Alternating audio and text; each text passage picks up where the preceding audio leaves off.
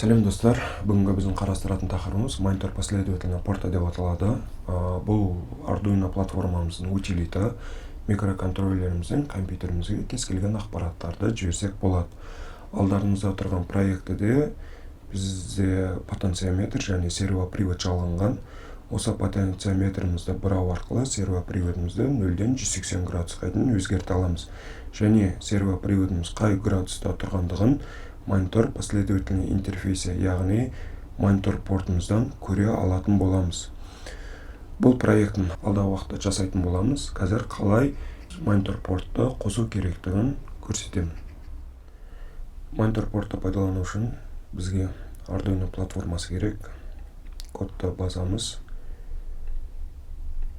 және дайын тұрған программаны өшіреміз. Монитор последовательный интерфейсе. Осы жерде қандайда бір сөзді шығарып көрейік. Ол үшін программада екі команда жазамыз.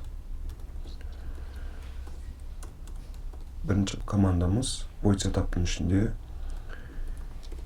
serial.begin деп аталады. Және скоптың ішіне 9600 деген санды жазамыз. Бұл 9600 ақпаратты жіберу скорості. Келесі командамыз ол void loop-тың ішінде жазылынады. Қандай да бір сөзді шығару үшін serial print дейміз. Және шығаратын сөзімізді жазамыз. Например, hello.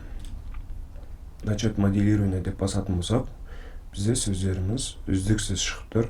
Бұны белгілі бір уақыттың ішінде шығару үшін, мысалы ретінде 1 секунд сайын hello деген сөзіміз шығу үшін 1000 миллисекунд қоямыз. Яғни 1 секунд сайын бізде hello деген сөзді шығарып тұрады. Және бұндай ақпаратты оқу бізге қиын. Сол себепті print емес, serial print ln дегенді пайдаланамыз. Очистить етейік.